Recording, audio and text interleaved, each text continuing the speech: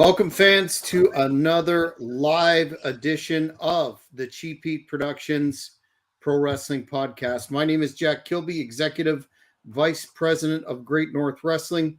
Morris is off tonight, but we are pleased to welcome an individual who you will know as a current National Wrestling Alliance talent. He's also had quite an illustrious career on the independents, which we'll talk about, but he also participated in WWE Next Gen, that series that John Cena was the executive producer of, and we're going to get into all the particulars around that. But welcome, Mr. Bryan Idol. Bryan, how are you tonight, sir? Hey, man, I'm good. Thanks for having me. Sorry, I'm a little disheveled. My hair's crazy. It's about 100 degrees out, and I was doing some power washing on the house, and it's a big house. And the power washing, the wand that I do it with weighs probably 50 pounds. So it took a lot out of me to do 2 or 3 hours of power washing like that. So I'm a little disheveled. But other than that, I'm great. No worries. It's a heck of a day for it, and sounds like a good workout too. Yeah, for real. I'll just start lifting weights. The fans are usually interested in an individual's background, so it seems like a logical place to start. About what made you decide to pursue such a tough business, that wrestling business? Were you a fan growing up, or how did that happen? Yeah, man, I said this to somebody the other day, and it's really the absolute truth. I must have been, I don't know, no more than 6 years old, and I pretty much had it in my head that I would be a pro wrestler and rock star. And I don't think I've ever compromised on it one day in my life. So as bizarre as that really is to say that, like, I mean, I remember writing papers in second grade and writing that and like, oh, that's cute, right? Like you're gonna grow up and you're gonna be a manager at a Best Buy. No, like I wrote I was gonna be a wrestler or a rock star, and I always followed that path. I never veered from it once. And it is a tough road. It is whatever. But I mean, I think like anything else in life, somebody once told me, another famous actor once told me that Burt Reynolds once told him that success is all relative. So basically, you get what you put in. And I remember him telling me that probably in the early days of my wrestling career. And, he was right, and I appreciated it. And it was words like that always kept me going. So always just something I wanted to do, man. Something I wanted to do, and I just did it, and that's how I live my life. I just do things I want to do, and that's it. Mm-hmm. By chance, were you influenced by the great WCW talent of yesteryear who combined both wrestling and rock stardom, that being one Van Hammer? No, I'm way older than that. Van Hammer was, like he was way later. I mean, I know who it is. I've drawn some comparisons to him. It's pretty funny. And I've actually met him before, and my brother, who's a wrestler, actually knows him a little better and lives in the same area, and he gets confused for Van Hammer a lot, which is funny. But no, my biggest influence, I mean, straight up, Hulk Hogan, and then like Jake the Snake and the Macho Man, and then from there you can pick and choose. But I mean, those were the guys early on that, and that was like the beginning of their run, when I was young, and that was what I was into. And it was weird because as far as pro wrestling, I mean, I got to credit my brother. I never went, until whatever age it was like one day I had no concept of it, and then the next day I watched it, and it was like my favorite thing ever. So that was just it. So I just went for it. Good for you pursuing your dream. This next question may seem generic at first, but is definitely going to tie in when we talk about Next Gen. I wanted to ask you as to your training process and what that looked like, and then we'll talk about your latter work with Next Gen. A couple sneezes later, I'll get back to you. No, all right. Anyway, hay fever. Well, I mean, I'm just blowing pollen around here with this pressure washer. So my training started at a place called the LIWF Doghouse, which is in Queens, New York, which is most notoriously known for producing guys like Homicide and Low Key. And they didn't train me. I mean, they trained with me, but they definitely gave me pointers. But I was brought in there with an old school guy who was a local indie. And it's funny because I say old school, and the guy was like my age now, but I mean, he seemed a lot older. Mhm. He definitely looked a lot older. But his name was Crazy Don Rock, and he was well known in the New York area. But a guy never really did anything huge, but a good worker, very good understanding of ring psychology.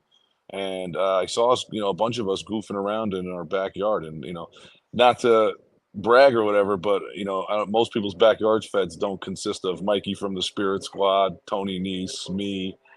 And I had a pretty solid lineup there. So there's a couple other Mhm. guys too that did some stuff on the indies and are still doing stuff. So uh, yeah, they took us there, and a few of us there at the time anyway, and it was really not traditional. Like, I mean, it was like they were basically just watching New Japan or other, it was a FMW, and like doing crazy Japanese spots, man. And like I remember my first day of training taking superplexes off the top rope, power bombs.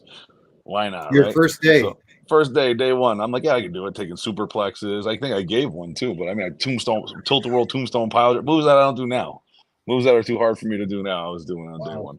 So, man, it was wild. And then, the journey continued. After like a year or two, and I wouldn't say my dedication was I mean, it was, but you got to understand, I was living on my own at this point. I'm like 16 years old. So I had my own struggle just getting there half the time. And then, no less, I'm getting killed in there because I'm taking superplexes on day one. So physically, mentally, I wasn't where I needed to be fitness wise. And, the journey continued. And like I said, I fault myself and say, oh, well, I wasn't as dedicated as I needed to be, but I probably was, but whatever. Uh, I went and trained with Mikey Whipwreck for a while, and great trainer at the time. He was very mean to me. I don't know why. He just didn't like me. And Mikey, for real? yeah, I mean, we've patched it up now, but if I'm telling the truth, man, I mean, there's something I don't talk about that much. He was a really big dick to me, and he apologized to me years later, and he said he's really proud of me and all the things I do, and he said, like, I guess I impressed him because he probably just thought I was terrible or I was an idiot or whatever. Uh, but then I really finished up.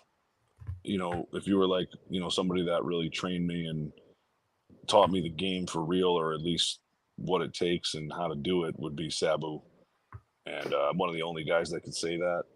And still very close with him to this day. And I actually saw him a few weeks ago. I'll probably see him again in another couple of weeks. And glad he's still with us. Mhm. And he Mhm. probably shouldn't be. And yeah, Mhm. man. So it just continued on from there. And then just after a while, you just keep wrestling.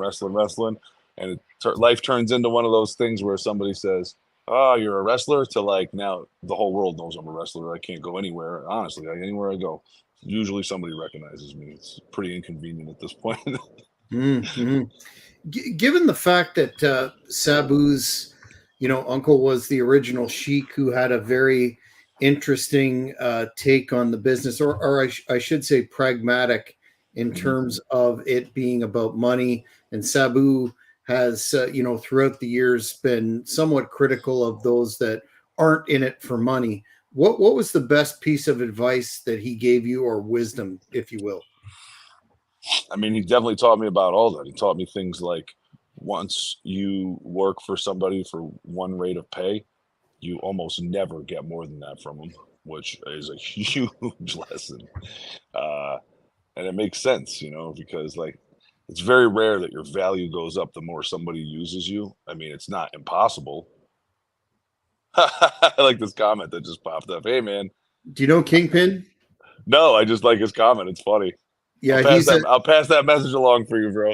I'll be seeing he's a Homicide this weekend in Puerto Rico. So, he's an ECW original. He was one half of the Baldies, and he's going to be oh, is that? appearing. That Spanish Angel there? I know him. I know Yep, who he is. Okay, yep, all right. yep. I He's know him. He he's knows. quite the I'll tell you humorist. right now, if he's watching that, I think he knows Crazy Don Rock. I think he knew him from back in the day. That's a guy Crazy Don Rock used to talk about all the time. Uh, it might have even been on that. Was it him that was on that People's Court episode, or was that another Angel dude? Might have been on a People's Court episode. I don't know. Type back in if that's you. Anyway, Sorry to interrupt your train of thought. no, that was funny. Anyway, I was saying though, so it's true though. Like, how many times do you wrestle for a promoter and your value goes up, especially on an indie level. It's just like when you're in a main company, you can work your way up the ladder if it's constant. But like when you're coming back 1 month, then 3 months later, then 2 months after that, your value usually doesn't go up. So he taught me about that kind of stuff, and also taught me not to cry out loud about injuries. Like you see so many of these guys, it's cool, man. It's everybody's different, but like you never see me posting how injured I am, or like, and the only times I ever have is like I'll show you all the injuries all over me and be like, I ain't slowing down. I just keep going. I'm just having fun with it. But like I would never. There's been times I've been pretty injured, and I'm not posting looking for sympathy or any of that, because he explained to me like, when you do that, then people think you're weak, and if people think you're weak, they don't want to invest money in you. So he has very good. The irony of all this is what I'm going to say. If I'm being honest, is like Sabu, great mindset for how to make money in wrestling, poor execution, because we all know Sabu should be a billionaire, but Mhm.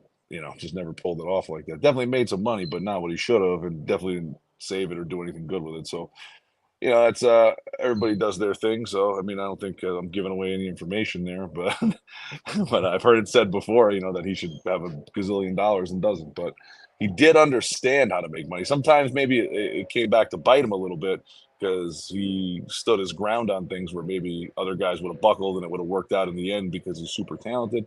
But again, not my place to say or really pretend like I know, because I wasn't there and whatever. So, but yeah, he taught me that kind of stuff, and I think that came from the Sheik. Honestly, I think everything Sabu learned. I think the coolest thing about learning from him is he was very like he never it never felt like he struggled to tell me information. He always just had it, like it was just there, and I think it was ingrained in him from his uncle. Mhm. So Speaking of ECW legends and figures that were so important to the original company's success, I saw that you had quite a few matches against the late great Balls Mahoney, oh yeah. and was wondering if you could talk about working with Balls, because a lot of fans feel that he doesn't get the degree of credit that he deserves for being such a not only a brilliant character but very adept worker. So here's the funny part about what you just said.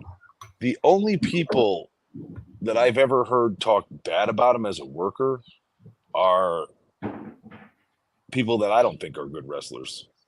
So without giving too much away, yeah, and I could tell you, I've wrestled. If you've seen the list of names, I'm not going to sit here and waste everybody's time, but we're talking from the Hardy Boys to Gold Dust to blah blah blah blah blah blah blah. I've wrestled everybody, man. I've wrestled almost everybody that you could possibly wrestle, and he is one of the best. And it's exactly what you just said. Could adapt to pretty much anything. Plus, at the point where I was wrestling with him, was very limited in some ways, and could still get it done and have a great match. Very good on a microphone, great charisma. You couldn't kill him. You know what I mean? It was like they don't make them like that anymore. Balls Mahoney was rarer than rare, and I think the reason why that perception is the opposite of him is because the way he looked and the way he carried himself. He was a maniac, and but deep down, I would use the word honestly, if I'm being honest, very carny, but deep down, a very lovable guy. And once he was, on your team and you guys were friends, like he's your friend till the end. I don't know if everybody knows, he was super best friends with Chris Candido, and, you know, named his kid after him, had, memoriam tattoos of Chris Candido. Um, that's the kind of friend he was. That's that's the level of loyalty he had to the people he loved. So I think he was a tremendous wrestler, tremendously underrated, and a lot more versatile than you give him credit for. But then again, what can you say? I mean, does he really need to be versatile? He looks a certain way. He's like a caveman. He's like a hardcore caveman. So that's what you use him as. That's the whole point. Like, do you really want to see Balls? I mean, maybe I think it would be cool if they made Balls Mahoney a romance novel character, but but if they dressed him like the Beast and Beauty and the Beast, like at the end. But you know, yeah, just what can you do? Like I just think that's the rep he gets. But yeah, he was great, man, and genuinely enjoyed. There's still some old ones floating around somewhere on YouTube. Genuinely enjoyed wrestling Balls Mahoney every time. It was very rare that I ever complained about it. Also, fun fact: the only time I think I ever cut myself in the ring was a match with Balls Mahoney. And I was joking about it with somebody, and I said, "Yeah, I cut myself, and it felt pretty good." And I looked at him, and I was like, "Am I good?" And he was like, "No, you want me to do it more? I'll do it for you." And I was like, "Oh," because I just took one look at his head, and I knew where that's going. So, and actually, I did cut myself pretty good. So I was like, "He's just a maniac." But I mean, by the end of his career, I mean, if you saw Balls, I mean, his career never really ended. He just passed away. But towards the end there, if you saw this forehead, he had like a three-dimensional swoop. It was so big that you could probably put a shot glass on top of it. And Mm-hmm. he wore it like a badge of honor. A lot of charisma, Balls. A lot of charisma. He was a guy. I seen him do some things I don't think people would believe that he did, and he was pretty awesome, man. Mm-hmm. Wanted to, I know you touched on it there briefly, but you have worked in the ring against so many folks. And just briefly, I wanted to get your brief impressions on some of the names that you've been in the ring with. If you could I'll indulge the shoot on fans. anybody. Let's go. Yeah, I'll shoot on anybody. Let's Perfect, go. perfect. Starting off with, again, another ECW legend who recently was profiled in Dark Side of the Ring, and that would be the Sandman. Okay, the match I just mentioned, the Sandman was in that match. It was a six-man, or a six-man tag. So it was me and two guys versus Balls, Sandman, and Homicide, which was an on-ball team, basically hardcore themed.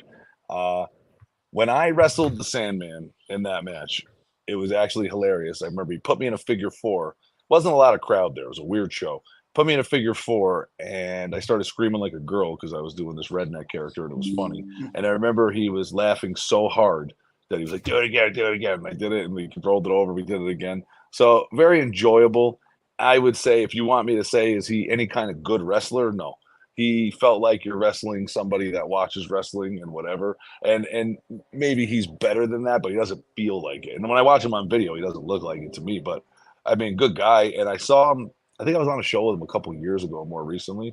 Same thing, cool guy, funny. I think he almost kicked somebody's ass in the locker room, and I found it really amusing.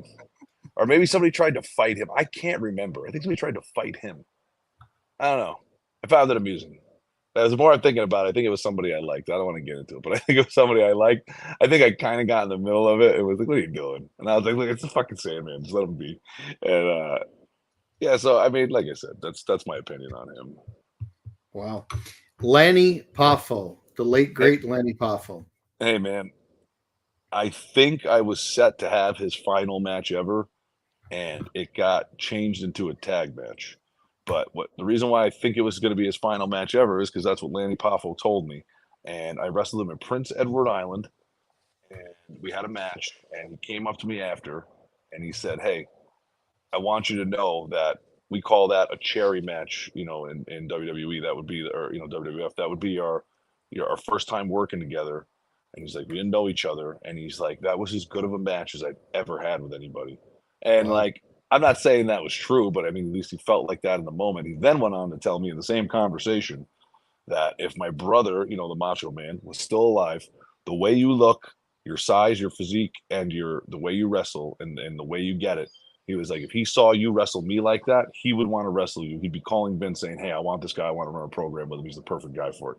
I don't know if that's true or not, if he says that to everybody or whatever, but I never heard anybody else tell me that story, and that's what he told me. And then we were supposed to have a match at the end of the tour, and he basically said to me, like, we talked about the match privately, and he wanted it to be perfect, and we had all these ideas, and it was all planned, and we were like, okay, this is going to be awesome. And then it got changed to a tag match, and I believe it was Bushwhacker Luke that changed it. And now these days I love Bushwhacker Luke. Back then I did not like Bushwhacker Luke because of that, and I really felt cheated from an amazing experience because I was going to be the guy that retired Lanny Poffo.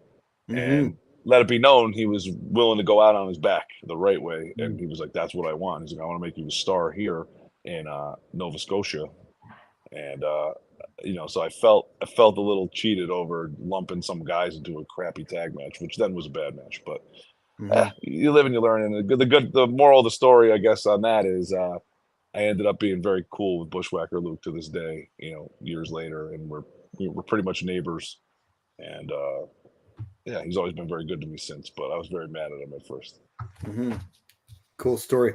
What about the man who is still active today, albeit in a different character, and that would be Goldust. Level 10 out of 10 worker. Very good guy. Actually came in for my promotion a couple of times, and that's where I wrestled him. And he was very fair about what he charged. He was very professional about, what he was willing to do, and was so cool to hang out with. We're still cool to this day. I ran into him a couple years ago over at AEW. We were talking, and like his eyes lit up when he saw me, which makes me feel cool because half the time I don't expect people to recognize me. And he just like came right over to me, and we started talking for about a half hour straight, and it was just like all good. And I mean, he's as good as it gets, dude. And at the time I wrestled him, I told him, and like, it's so funny because what can you take credit for? What can't you take credit for? But like, I told him, I remember saying this to him. I was like, listen, I've wrestled guys that are, up, where you've been, like, and then coming down, like you're getting a little older. And I was like, you can feel some of the guys, they don't got it. Like, there's nothing left when you're like banging into them. They're just like barely able to do it. And he was a guy who felt fresh and like a brick wall when I was wrestling him. So I was like, the one thing that would be cool is like, aside from the obvious good character you have, would be, try throwing in some wild moves. I was like, I bet if you did that, I was like, if you ever get back to TV, throw in a couple wild moves and you'll reinvent yourself all over again. Lo and behold, one day he does like a moonsault and like something else, and I like could basically talk to him about that. So I texted him. It's a good story. I gotta tell you. So now, just remember, I just said that I saw him a couple years ago. He totally recognized me. His eyes lit up, whatever. So he does the moonsault. I see the clip of it like a day later on social media or whatever, and I text him all excited. I think I was on a show somewhere. I texted him all excited, like, "Yo, man!" I was like, "I told you, bro, do something like that." And now everybody's eating out of the palm of your hand. And the reply comes back, "Who's this?" New phone. What do you do, right? True story, man. I was like, all right. But then that's why years later when I saw him, I didn't expect him to want to talk to me, but he came right up to me and started talking to me. So I don't know. But I guess he genuinely changed his numbers. Cool. Absolute future Hall of Famer, no doubt. And I'm back. Oh, yeah, I got you. Sorry. All right. No, it's all right. Last but not least, a staple of my company, Great North Wrestling, in the early years, who sold a lot of tickets and was very popular with the fans still. And I would be talking about the Honky Tonk Man. Dude, absolutely love wrestling the Honky Tonk Man. My favorite part about him is he, at this point, or when that was, barely did anything in the ring, but would prefer to wrestle me. Like, I would be on shows for big time wrestling, and there'd be 8 guys to choose from. Then he'd be like, Perkins would be like, pick whoever you want, or Mr. TA would be like, if Mr. TA wasn't wrestling him in a 6-man tag, he'd be like, well, you pick whoever you want out of these guys. We'll change the matches around. And the minute, every time he saw me, he'd be like, oh, where's my guy? And like everybody else would, I was cool with him to the point where like, I'd go out to eat with him after, we'd hang out, and like I would just like in front of people though, I would just like work it. Like he would pick me and I'd be like, you picking me? You picking me again? I'd be like, I'm gonna rip those cheap sideburns right off your head. Like, but it would sound real. Like I would sit in the locker, like, get away from me. I'd be like, don't talk to me. Like, because I knew that he don't call anything anyway. So we would just go in there and do it. And it was always the easiest, but it's a Honky Tonk Man. So it was awesome. Like, who doesn't want to wrestle the Honky Tonk Man? You don't got to do anything. So always a pleasure. One of my favorites to be on shows, be in the locker room with. Always the best stories, always the best rants. Get the Honky Tonk Man a beer and let him start talking. That's all I got to tell you. You can't go wrong. He'll say a lot of stuff. Absolutely. When I saw that you've been quite a few times to wrestle in Puerto Rico, wanted to ask you that, and if you had any of the experiences. I've had the pleasure of interviewing a lot of folks that have worked in Puerto Rico, and they always talk about how even in modern times, how what's the word, enthusiastic the fans were. Did you have any stories along those lines? Dude, I'll tell you right now, man. I've been wrestling on that island for almost 3 years. I've been in pretty much the only major fed I haven't been in is IWA, but there's a few indies and a couple of the bigger ones. Obviously, WWC being the biggest, which I'm still in right now. I was the champ up until last month. Yeah, I mean, those fans are unbelievable. Like they're unbelievable. Like 100 fans there sounds like 500 fans anywhere else. And when you get 1,000 fans there, it's like a full arena. And when you get 2,000 fans, and so on and so on. So it's they are some of the best. I think honestly, if I'm really speaking from my heart, I think that's the best place to wrestle. And I mean, for me, I love tropical climates. I love them. Uh, oh, all right, you're back. The girls on the island are phenomenal looking. The activities that you can do there, casinos, this, that. I mean, the people are so laid back. The food is 10 out of 10. I love Puerto Rico, man. So for me, yeah, it's electric. And I'll tell you, WWC, I think if a lot of the workers knew, because it kind of got lost in the last generation, I think a lot of the workers knew how just their not too high quality TV program is how popular it really is on mainstream TV there. I cannot go anywhere on that island without being recognized at this point. Anywhere I go. There's times I go to restaurants and they tell me there's no table space or reservations and someone else sees me and they're like, right this way. And like, you know what I mean? It's like, really, dude? Like, I'm like, oh, all right. And I'll be walking down the street. It was funny.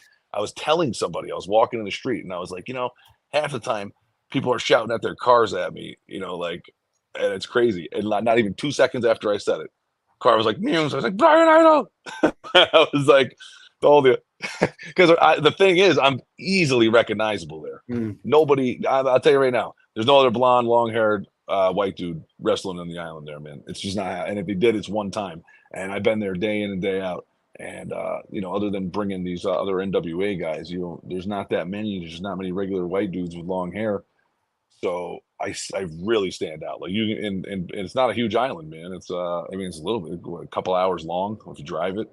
So and there's a lot of rural areas. So when you're in those main cities, people watch that program, people recognize you, and I mean it was to the point. Honestly, I'm not trying to exaggerate. It's the truth.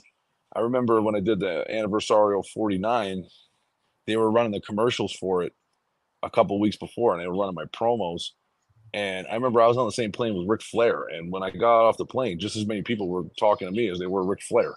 And if you put me in any other state in this country, I don't think that's happening. So, I mean, they're true fans, man, and I think it's phenomenal. And if I can peel back a layer here, and I don't want to talk your ear off, but that's why. I mean, I'm not trying to be getting clout. Maybe I am. I don't know. I'm the guy that has put together this NWA relationship with Puerto Rico in the now, and it means a lot to me, and I hope it's very fruitful for both sides, and I hope it continues and grows. And it was a dream of mine that I realized before I was even in NWA, and I didn't know NWA would be the catalyst of it. I just knew I was looking for something. And when I was able to link those two up, it was a process that probably started 2 years ago, and now it's finally come through. And this Saturday, it sounds like a commercial now. This Saturday is the start of it officially, and I'm super excited about it. Like super excited about it. And like I said, not for me. I've already been there. Like I'm there, still there. Like I work all their shows. I'm excited about it because I know the fans there are going to get to see some different people that maybe some of the ones they actually wanted to see.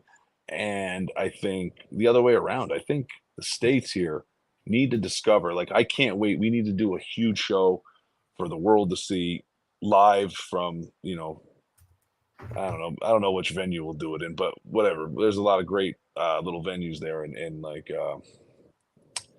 I really think like if the world sees an event live from there, like how the anniversarios are, I think they'll understand and be like, man, there's guys there that are really talented, man. And like, I get it. Like, if I'm being honest, I get it. There's the, the style fluctuates there. Like sometimes it's just way too unnecessarily hardcore, or sometimes it's just not great psychology and the match is very old school. Like, just brawl outside the ring the whole time, go back in and it's over.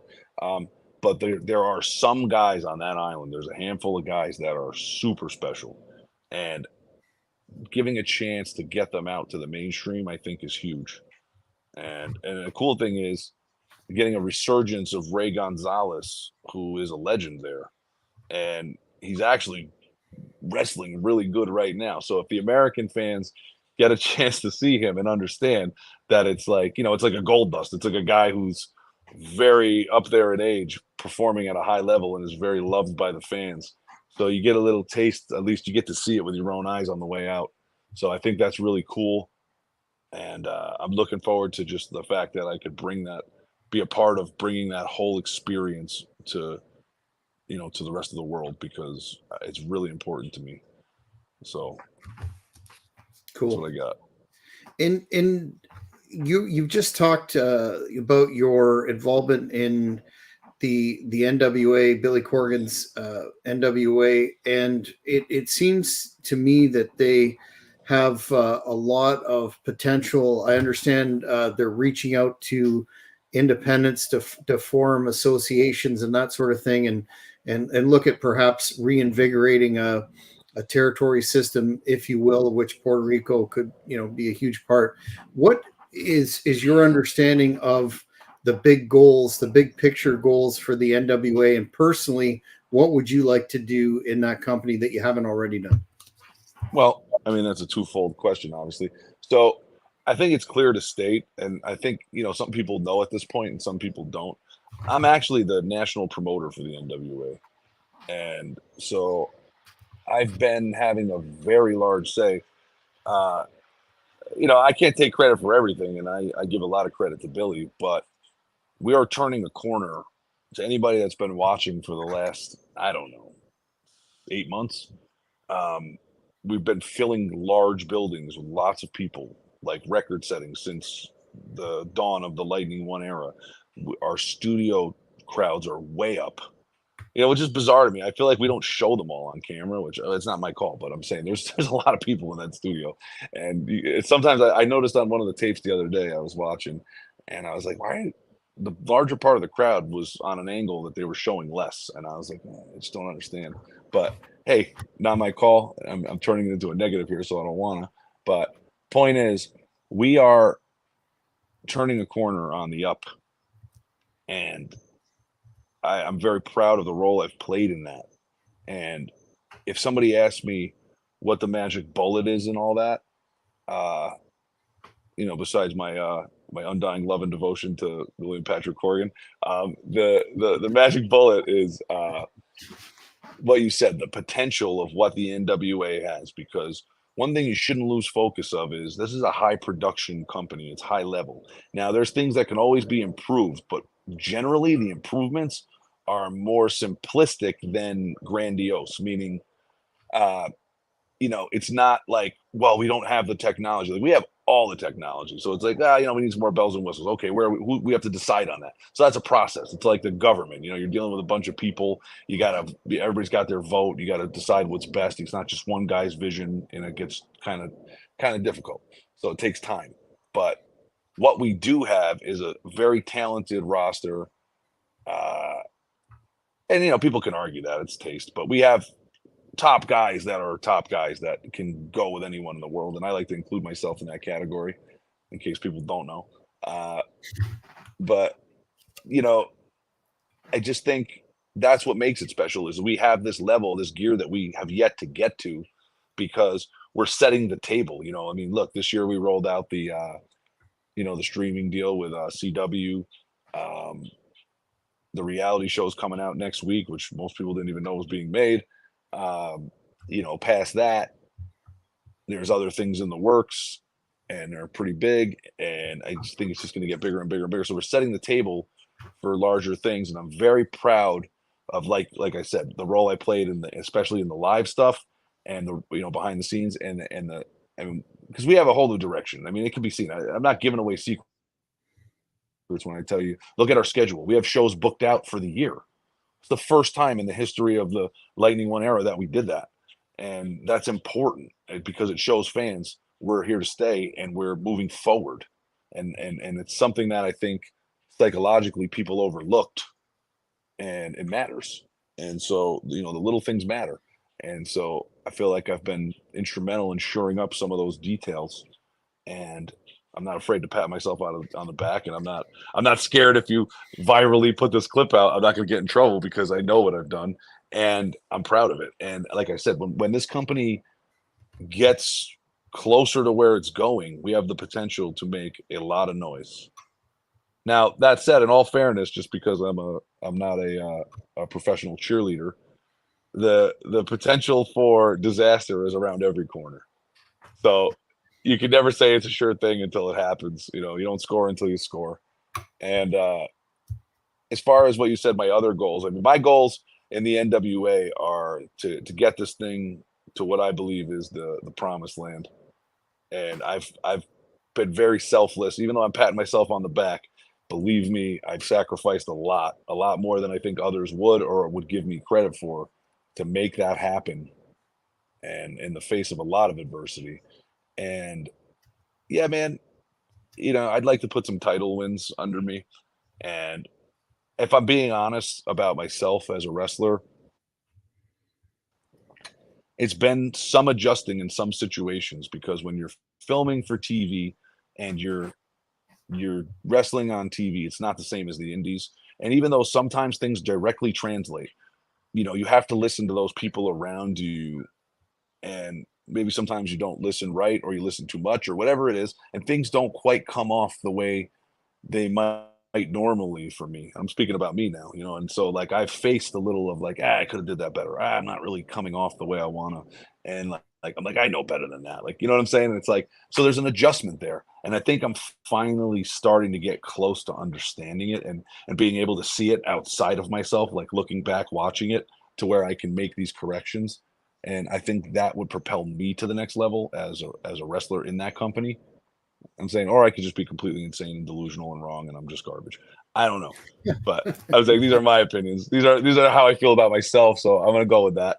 And yeah, so those are my goals, man. I would like to add some historic title wins, just for the sake of history. I mean, look, I'm already a winner in my mind. I wrestle for a legendary company, and I've made a difference in it, so that's cool. But yeah, I mean, record books wise, now let me get some of that Arn Anderson shine. Let me get some of that Ric Flair shine. Let me get some of that. Mm-hmm. Why not me? Why not me? Right? You team with an individual that I've had the pleasure of interviewing as well, Natalia Markova in the NWA, and I wanted to get your thoughts on that experience, but within the context of your thoughts on mixed gender tags and intergender wrestling. How do you see that? You're talking about how the NWA is a big production, et cetera, et cetera. Do you see a place for that in a serious organization? I'm speaking mostly now of the intergender stuff, which is controversial. But what are your thoughts on that? I think there is a very big place for it. And I'll even go the other way. Watch this again, just to show you the kind of person I am. Maybe I'm dumb. I personally do not prefer it. However, I think it's something that the fans really love. And I think when done right, I like the classic intergender rules of the people cannot touch, building into that they can. So I think there's a way to start it out. And I still think I guess what I'm saying is I still think there's a medium in which we haven't reached yet in the world of intergender wrestling to where it's really been perfected, which is interesting because pretty much all of wrestling has been perfected. And I feel like that's one where there's a little bit of gray area still. And that said, about all that, I love teaming with Natalia Markova. I will argue with anyone on this planet. And again, it's hard to talk numbers. We'll just call it top 5. You know, arguably, she's my number 1, but top 5 in the world, legitimately. I don't care what Fed you're talking about. Top 5 in the world. You find me a female wrestler that can do everything that Natalia Markova does, and you found one of the other, 4 besides her, because there's not many. There is not many that wrestle like that, bump like that, strike like that, talk like that, look like that, move like that. It's just she's 1 in a billion, dude, and I'm very lucky to get my wagon anywhere near there. So believe me, I don't take it for granted. And I think she is beyond an instrumental part of the NWA. And I think, when it comes to naysayers or people that trash the company and say, this guy's old, this guy sucks, blah, blah, blah, blah, blah, blah about other people. I think Natalia Barkova is someone that has never let the fans down performance wise and legitimizes. She's good enough that she legitimizes the entire female roster, in my opinion. And not that there aren't other great ones there. I'm just saying she has that ability. There could not be great ones there, and she would legitimize it. And she overall legit. You can hang your hat. She is she's a franchise QB, man. You can hang your hat on it, and let's go. She'll take you to the promised land. So and again, obviously, I'm very close with her, but I'm not saying that out of like, oh, we're buds. Like, no, dude, I'm saying look at the resume, look at the body of work. So, you know, that's all I could do is be honest about the way I see things because everybody. Some people watch this or watch interviews and they don't think people are truthful or whatever. I'm saying like I'm really trying to operate from not from a place of like friends and da da da da da. I'm operating from a place of facts. Like when I say someone's good or I say someone's this, and that's top level, man. Best five in the world. Mhm. That's it. I'm over talking it, but that's what it is. No, absolutely. Mr. Cheap Heat himself, Morris Shorthall, discovered a wild clip of you at a Walmart where you apparently look like you're spearing some no good thief. Could you tell us that I story? believe I was wearing this shirt actually. Now that you say it, yeah, no, that was actually somebody stole her purse. We were coming back. It was my NWA debut, and we were at a match against Sam Shaw, Dexter Loomis, and it was my debut. And we were coming back on the plane. Natalia was actually injured, so she was a little out of it. She left her bag. We were in the last seats of the plane. She left her bag, so there's only one guy across from us. Of course, that's the guy that took the bag. And she happened to have her AirPods in there, and I remembered it. And I said, "Hey, are they connected to your phone?" Sure enough, they were. And basically tracked the guy 40 minutes away at a Walmart, and I caught him. And the rest of the story, you can go see it on NewYorkPost.com or wherever else. Just type in NWA wrestler tackle Steve. So, I mean, I'm more than tackle him. I beat him up, let's face it, but not until he hit me. But it turns out the law said I could beat him up immediately. I did not know that, but I waited for him to hit me, and he hit me, so I beat him up. Regardless, we got everything back, and it was good, and it was a fun story. And I suggest you read about it, like I said. But yeah, I mean, the funny part is, believe me, she was no victim in that, and I'm pretty sure if I didn't tackle the guy and beat him up, she would have. So I don't think she wasn't shy about it. And you can see the security clips right there too, and you can see she's not shy about it. She's ready to take charge of the thing. I'm the one telling her to go get somebody, but it's pretty funny. That's tremendous. Could you talk about how you became involved in Next Gen, Ah, specifically how you were selected, the highs and lows of the experience, and your overall thoughts? Because is it not, or am I mistaken, kind of like an updated version of Tough Enough? no, it's really not. So it's more paying homage to that new program they have with these college athletes. So it's almost like the last licks of it. So like they know those, what are those called? Future, whatever. Yeah, I don't know, those contracts they're signing with guys. So these are people that they may have considered for it that they didn't sign, that kind of their athletic career ended in college and they're just back to being regular Joes. They didn't get drafted anywhere. There's no future for them. That's where they assembled these people. Now, it has nothing to do with me in that regard. Um, so basically, one of the guys, and it was, I could tell you now because the show's out and whatever. So it was the Aaron Jenkins kid who I believe he had some kind of medical condition and he really couldn't continue. And then they kind of gave him a hard time on the show, kind of made him look worse than he was, I feel like. But actually, my involvement in it was they Aaron was a fan of mine, I guess. I mean, it was him, I guess. But so they brought the whole crew and basically did like a Q&A slash seminar with me, with him, like just like, you know, laying out my resume, and I've been to the performance center and I've done a tryout and I worked for Evolve, which is the only company that ever got bought by WWE. And I was in the only WWE non pay-per-view, which is Evolve. And I was the guy standing in the ring when the lights went out, and Paul Heyman shows up at the ECW arena after 18 years. So it's like, I've been around, done a couple things even with WWE somehow. And so they did this thing and they filmed a bunch of footage. And it's funny because so I make it right in the trailer and I had no idea. The commercial comes out, everyone's tagging me, and like I'm like, oh my God, I'm in this WWE commercial. So I get a phone call from the company and they're like, yeah, we're using you in the show, blah, blah, blah. So they had all this footage. But I'd be a poser at this point if I was telling you that they really used me in the show, because it turns out they really didn't. They just used me in the trailer. So I was like, I didn't, we filmed a lot. And I mean, Triple H was giving directions in what we were filming. So, and probably Cena too. So I'm saying like they were well aware. And, I was told I did a very good job when we did it. The director was super happy with me. And he was like, we got some great stuff today. They said, I mean, they could be BSing because that's what people do. But when they had filmed it, they basically told me this is the best thing we've filmed the entire time. And they were like, this is amazing. So I got to think it was the directors when they put the trailer together who slid me in the show. So I appreciate it. Like I thought that was cool to me. I got paid either way. And it was cool to end up in that trailer. It would have been better to be a bigger part of that show. And it was funny because I had planned, I was going to do something with Hulk Hogan involving it. And we had discussed it and we planned it. And then the whole thing didn't happen. And I was like, hey, false alarm. But so, I mean, I don't know if they really care, but I mean, that's Hulk Hogan. I was about to give them some additional content, but Can you talk about regardless, that? well, we were talking about doing like a watch along, and we were gonna tell a couple stories, and I was gonna make sure it was I had been in touch with somebody from that media company, so it would have been well produced like that, and that's what we were going for, and it was really cool of Hulk to be even talking about it. So uh,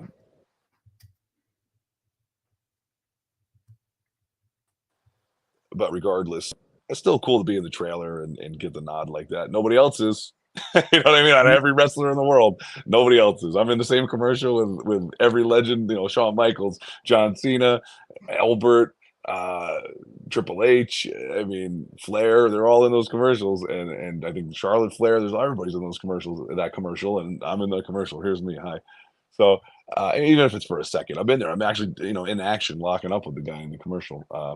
So pretty cool. And it's at my school they filmed it. So like everything else is PC and whatever, tryout. And then Mhm. little clip of my school right there, me like in the ring. You can almost not tell that it's a different location, but just fun nonetheless. So I almost wonder sometimes, like, if I'm being real about it, did they even notice that they put it in there? You know what I mean? So who the heck knows? So pretty fun. But I mean, it was a cool concept. I mean, I'm a big believer when you pull guys like that aren't lifelong, wrestling fans or somebody that really worked their way up at all. I think it's really hard to make stars out of them. I'm not saying it hasn't happened, but it's really hard. And I understand the logic and the mindset, because running a wrestling school, I run into so many delusional, no effort, mediocre people where you're just like, man, you have to put effort and stop making excuses, stop with the BS, stop with the this and that. So and you can't tell them things. Their heads get blown up fast. They work one wrestling show, they think they're ready to be WWE champion. Um, so I understand the mindset of picking coachable, real athletes that understand discipline and how to eat and when to wake up and work out and blah blah blah. So I get it, but I don't think in the end, ultimately, you can churn out a large amount of talents like that. It just doesn't work, and we've seen it. So I mean, call me crazy, but I mean, we've seen it. How many of those guys going through the performance center from big colleges and big, and not a lot of them pan out. So I mean, but I Mhm. guess and if you quantify the odds, I guess it's the same for everybody still. So who knows? Well, Bryan, you've been very, very generous with your time. I want to use this opportunity for you to let the fans know where they can find you on social media, and as well as keep up with the projects that you have undertaken. Yeah, man. It's pretty simple. If you just search any of the social medias at the Bryan, Bryan, Idol, Idol. Usually you can find out what's happening in my world. I don't really update my website that much anymore. It's kind of a pain in the butt. So I stick to the social medias, and then every once in a while I'll just dump a bunch of stuff on the website, and it looks like I did something, but don't really keep up on it. So just the Bryan Idol, and you can I'm pretty good at promoting and putting my stuff out there. So if I got something going on, you probably will see it. And I appreciate anyone who would support and does support, and I do have a lot of great fans, and I'm very proud of having loyal fans. You know, I mean, that's what this is all about. If you're not making a connection with people and they don't want to interact with you, what are you doing this for? You know what I mean? So I'm very grateful. I get it. I understand the game, and I really appreciate everyone that supports me. And I'm very easy to reach out to, and I'm proud of that too. I don't care. I'm not above answering a question from a fan or whatever. And I've started with people like that turned into people that have wrestled on major TV and become stars. So I don't shame people for trying to get in touch or whatever. If I can answer you, I answer you, and I appreciate the thought if I can't. So check me out, and you keep supporting me. I still got a little ways left to go here, and Mhm. you know, come along for the ride with me. What can I say? Well, I really appreciate your time, and I know the fans do, and will most certainly keep in touch. And perhaps as the NWA evolves and your other projects, do this again. But for now, thank you very much for your time tonight. Appreciate you. Thank you. Well, fans, that's it for this edition of the Cheap Heat Productions Pro Wrestling Podcast. Please like and subscribe this video if you haven't already, and we will see you next time.